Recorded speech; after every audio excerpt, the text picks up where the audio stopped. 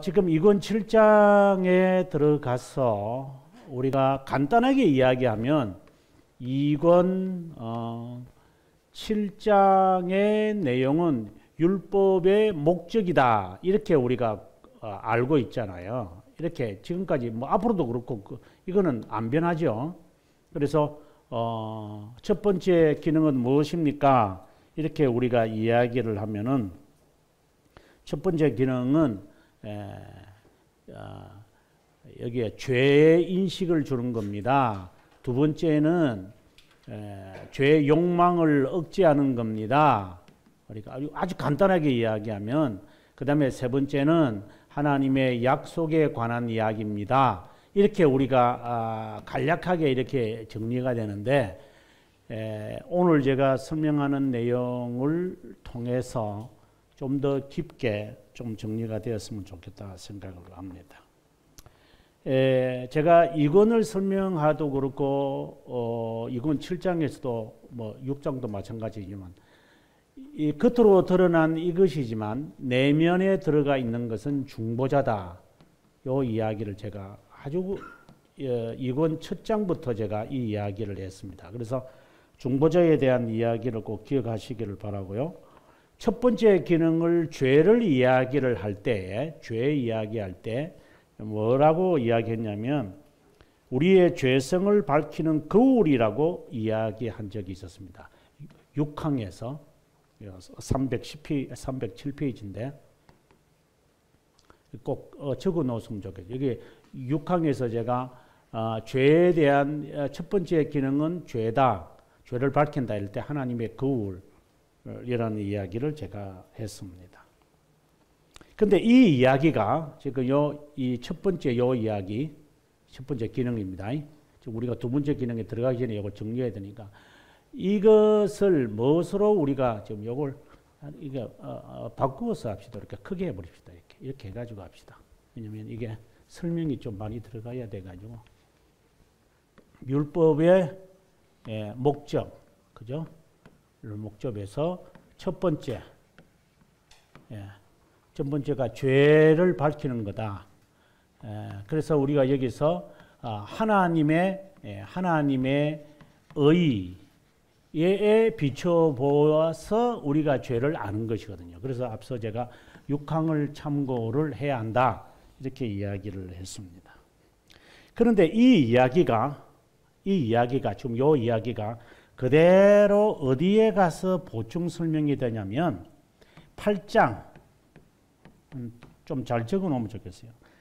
8장 5항에 가보면 이건 당연히 2권이고요.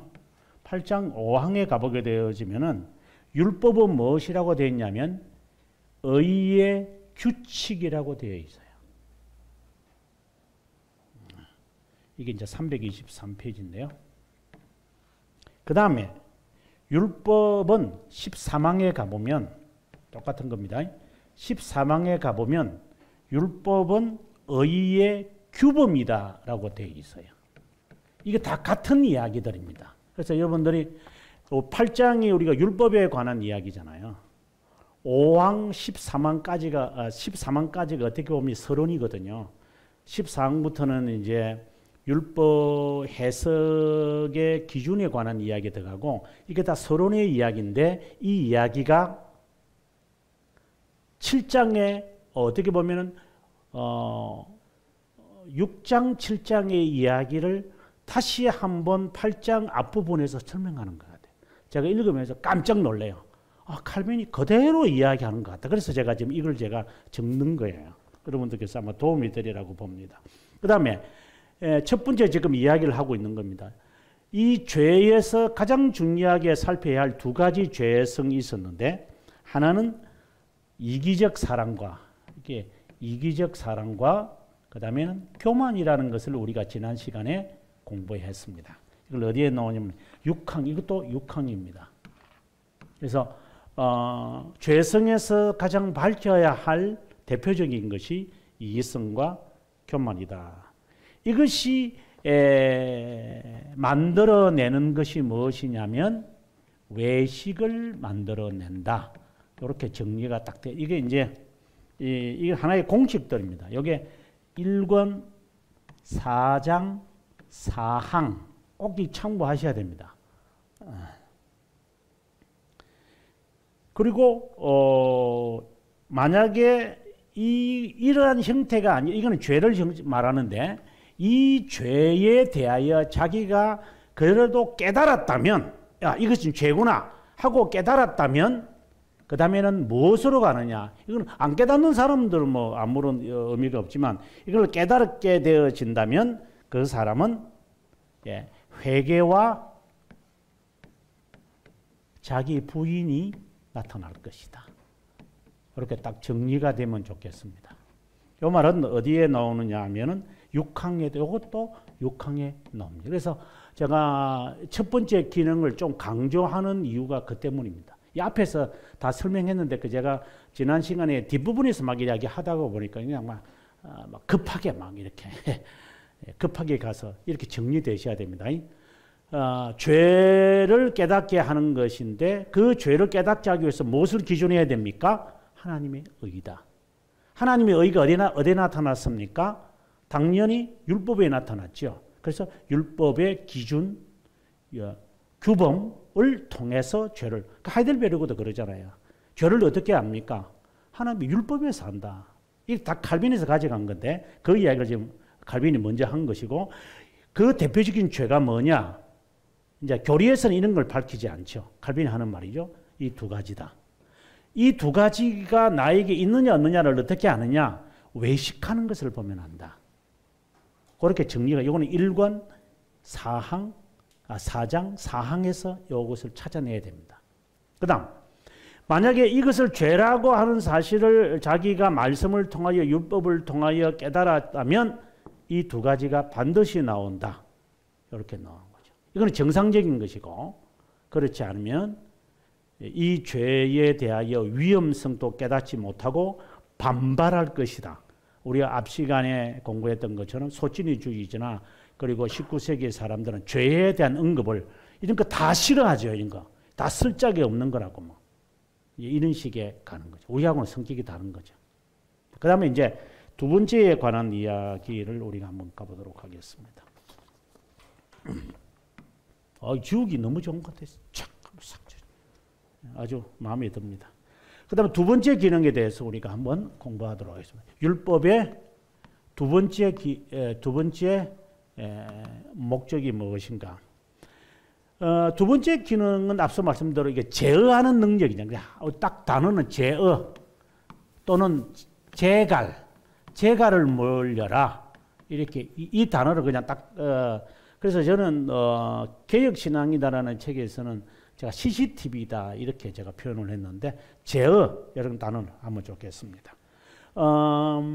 그 다음에 이 율법의 기능 가운데 이게 율법의 기능이니까 제어하는 능력이 있는 것인데 이 제어하는 능력이 나타나는 형태가 두 가지입니다.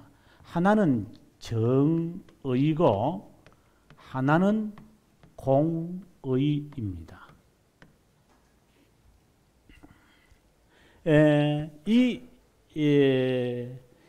이 공의는 자비함으로 나타나고 자비함 그리고 이거는 정죄로 나타납니다. 우리가 그 벨지카 20항과 16항과 20항에 보면 하나님의 영원한 작정이 정의와 자비함으로 나타난다는 말이거든요. 그거하고 같은 맥락이에요. 이게요. 율법에 관한 이야기를 좀 하고 있는 건데 그 다음에 이 정의와 공의를 깨닫게 하는 것이 율법의 기능이다라는 것이 이제 우리가 이제 살피겠지만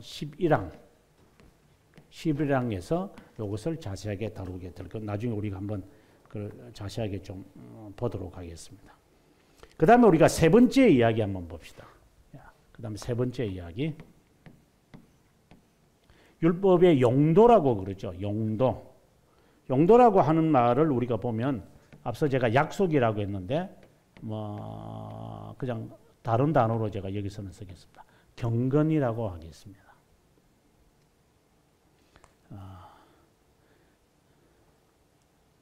이것은 나중에 이제 14항에서 요 이야기가 나오게 될 것입니다. 이 경건하게끔 살게 하기 위해서 율법은 우리의 양심을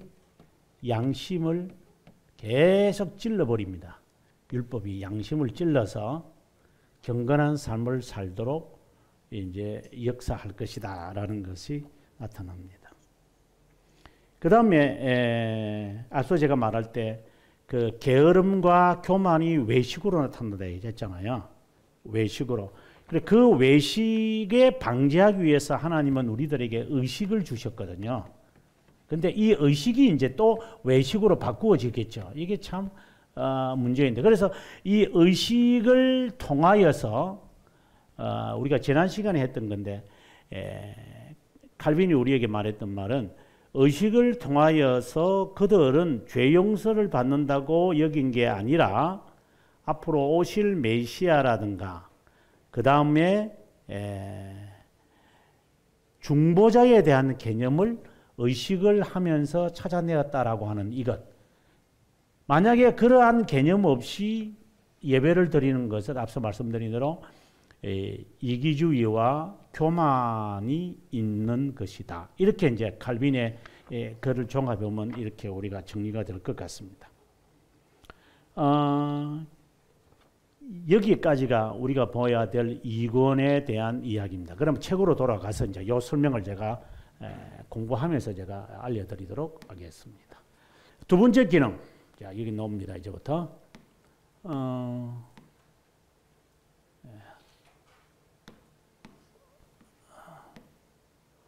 이거 아닌데? 이건 다 지워버린데? 네. 율법의 두 번째 기능. 위협과 처벌에, 죄송합니다. 위협과 처벌에 대한 두려움을 수단으로 강요받지 않으면 올바른 공의로운 것과 것에 관심을 가지지 않는 자에게 재갈을 먹이는 거다. 그래서 두 번째 제가 기능에서 재갈을 먹이는 것으로 정리하면 좋겠다. 그렇게 제가 말씀을 드렸던 것입니다. 그 다음 페이지로 가겠습니다.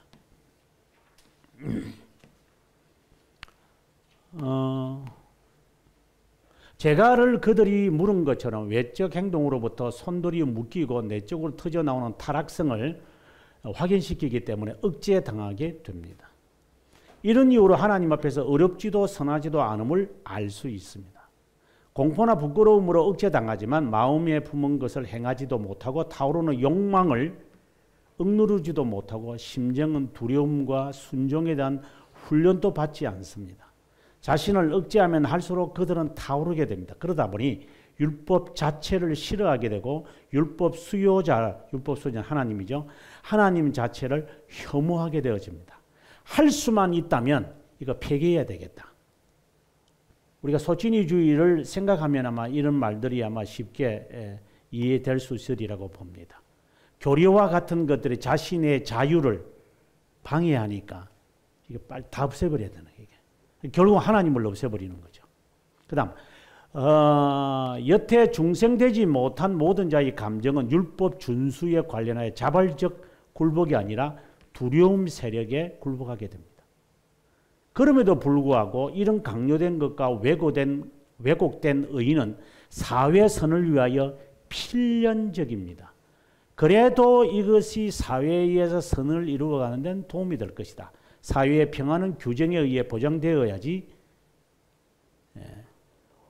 그렇지 않고 혼동과 혼란에 빠지게 될 것입니다.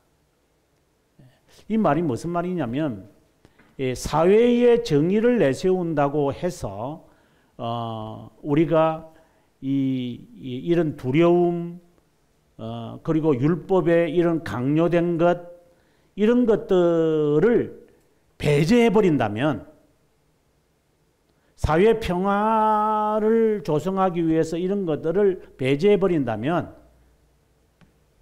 이것을 갖게 될 것입니다. 이렇게 지금 칼빈이 우리에게 경고하고 있는 거지. 가만히 들어보면 지금 우리가 들어야 할 것 같아요. 그 다음에 두 번째 이야기를 이제 갈라디아서 3장 24절을 갖고 이제 정리를 이제 하는데 칼빈이 이렇게 정리합니다. 보시면 자신의 의를 확신하거나 이게 이제 첫 번째 이야기를 하고 있는 것이고, 그 다음에 두 번째 이야기, 두 번째 기능을 이야기 2번에서 정리를 마무리를 칼빈이 한다고 봅니다. 그래서 이 첫 번째, 두 번째 이야기를 마무리를 할 때 경건을 가르치는 율법이다. 이런 이제 이야기를 하고 이제 이제 세 번째 용도로 가게 되어집니다. 세 번째 용도에 가서 제가 경건이라고 그랬잖아요. 경건. 그래서 율법으로부터 두 가지 혜택을 받는데 여기 보면 아주 중요한 단어가 나왔습니다. 주님의 뜻. 이걸 다른 말로 바꿀까요? 이걸 다른 말로 바꾸면 하나님의 의라고 보셔야 합니다. 정의를 말하는 게 아니라 하나님의 공의입니다. 이제 나중에 이제 이건 8장에 가보면 율법에서 우리가 하나님의 의를 찾잖아요. 하나님의 의를 찾는다 그러거든요. 하나님의 공의를 찾는 거죠. 경건한 자는 이 하나님의 의에 맞추려고 해요. 하나님의 의를 찾아가지고 그것에 따라서 살려고 부단히 노력하는 것이 있지만, 불경건한 자들은 하나님의 의를 알아도 자신의 의를 내려놓지 않는다. 그 이야기가 나중에 이제 나오게 됩니다. 자, 그 다음에 두 번째를 한번 가보도록 하겠습니다. 교훈만 아니라 간곡한 권유가 필요하기 때문에 하나님의 종은 율법으로부터 더 많은 이익을, 이것은 이제 앞서 말씀드렸던 뭐 약속, 그 다음에 혜택, 여기서는 이제 혜택이라고 이제 이야기를 합니다. 우리는 육체의 게으름으로 마땅히 행해야 하는 일에 늦은 진보를 나타낼 수 있기 때문입니다. 그래서 시편 19편에 가보면 이런 표현들이 나오는 것입니다. 또 교훈들만 아니라, 여기 지금 교훈만 아니라 은혜의 약속이 동반되어 있음을 깨달아야 합니다. 그냥 이렇게 살아라 이런 것만 있는 게 아니라 약속까지도 있다. 그 다음에 이제 요 마무리가 참 중요하죠. 의의 표준과 규범입니다. 제가 요약을 할 때 했던 그 표현들인데요. 율법은 완전한 의의 표준이며 영구한 규범이다. 자, 우리는 여기에서 요것만 이렇게 딱 보면은 이제 이해가 되겠지만, 여기서 끄집어내어서 완전한 의와 표준, 영문 불변의 규범, 누구? 코미디언이 했던 말대로 누구? 이렇게 하는 게 있잖아요. 누구? 할 때. 누구? 하면 여기 중보자 예수 그리스도가 나오는 거예요. 그래서 예수 그리스도를 가리켜서 의로우신 분, 의로우신 분, 이런 말이 이제 자연스럽게 나오는 거예요. 그래서 율법을 통하여 그리스도를 볼 수 있어야지, 율법 자체에만 이렇게 몰두해 버리면 그야말로 율법 폐기론자들의 주장이 옳게 되는 거죠. 그래서 율법 안에서 그리스도. 그러면 이제 나중에 우리가 공부를 하겠지만, 율법에서 그리스도를 찾는 게 무엇입니까? 율법에서 왜 그리스도를 찾아야 합니까? 이렇게 또 질문을 만약에 드린다고 한다면은 그리스도의 순종을 우리가 찾아내는 거예요. 그리스도의 순종. 그리스도의 순종을 찾는다면은 뭐 가난한 자 뭐 적선하고, 그다음에 뭐 병든 자 낫게 하고, 그다음에 죄인들과 함께 거하고, 그런 거 아닙니까? 내가 그럴 줄 알았어요. 하라면 발 씻어주고, 나도 너희의 스승이, 선생도 아닌 사람들이 허리에 울고 매고 발 씻어주는 그런 흉내내라는 순종이라고 생각을 하기 때문에 정말 복잡한 삼위일체가 필요한 것 같아요. 이해되세요? 무슨 말인가? 여기서 말하는 순종은 하나님의 의에 대한, 하나님으로서 하나님의 의에 대한 순종. 불순종으로 인하여 죄가 세상에 들어왔는데 그 모든 것을 주님께서 자신이 인간이 되어 가지고 순종을 통하여 다 이걸 어떻게 보면 깨끗하게 해버리잖아요. 확실하게 하는 건데 그 전적 순종, 어떻게 하나님의 의에 대하여, 그러니까 자신이 세운 거죠. 결국 하나님 스스로가 세운 그 의에 대하여 본인 스스로가 인간이 되어 가지고 인간으로서 지키는 모든 법을 다 가르쳐 준 하나님의 의에 순종하는 이것을 찾아내야 돼요. 그것이 우리에게는 이 율법을 해석하는 원리의 아주 중요한 원리인데, 거기 나중에 이건 8장에서 설명을 해요, 칼빈이. 그러나 이거는 하나 지금 복선을 지금 칼빈이 지금 이제 준비하고 있는 것이기 때문에 여러분께서 그냥 단순하게 이렇게 접어가면 좋을 것 같아요. 엄격한 도덕적 순결성을 요구하는 교훈으로도 보고 두려워하지 마십시오. 중요한 것은 이겁니다. 하나님께서 왜 강하게 그냥 막 전멸시켜버릴 것이다, 이렇게 표현을 하실까요? 칼빈이 이제 설명을 해요. 이건 8장 앞부분에서. 그렇게 말하는 것은 하지 말라고 하는 그 간절한 마음이지, 그 말에 너무 그것을 가지고 꼬리에 꼬리를 물지 않았으면 좋겠다 하는 이야기를 칼빈 나중에 이제 하게 되어지죠. 겉으로 드러난 율법에 대한 이야기를 보고 사람들은 폐지론을 주장하는 사람들이 있을 것이다. 하지만 이 율법은 신자들에게 상당히 유험을 주는데 무엇을 하느냐? 이 양심을, 그리고 이 일을 하게끔 할 거다. 게으름, 우리가 죄에 대해서 두 가지를 생각하라고 그랬죠. 하나는 게으름이고 이기적, 이기성, 이기적 게으름, 이게 아주 이거. 그 다음에 하나가 교만이거든요. 그것을 이렇게 제갈먹이도록 확 이렇게 물어버리는 이런 것이 있기에 정말 필요하다. 이 말을 지금 이제 다시 합니다. 양심에 공포를 주고 어리둥절 하게끔 하는 의미입니다. 뭐 정신이 없죠. 쉽게 말한다면. 그가 오신 목적은 율법을 어긴 범죄를 치유하러 오셨습니다. 율법의 교리는 그리스도 오심으로 침해된 것이 아니라 가르치고 꾸짖고 비난하고 수정하여 모든 선행을 우리를 위해 알맞게 준비시키려는 데 있습니다. 그 다음에 이 저주도 주님께서 다 받으신 것입니다. 그 이야기. 그 다음에 유용, 의식. 의식을 자칫하면 이제 우리가 아다시피 이제 외식으로 가게 되어지는데, 효력은 폐지되지 않았습니다. 사용하는 것만 폐지되어졌습니다. 이것을 바꾸어 가지고 하는 사람도 가끔 있어서 그렇습니다만. 네. 그 다음에 넘어가서 마지막 항입니다. 율법이 우리를 대적하는 정서라고 불리기도 하는데, 그것은 도덕법과 의식법에 관한 것이라고 해석해서는 안 됩니다. 유대인의 의식들 가운데 죄들의 속죄보다도 앞서 이야기했죠.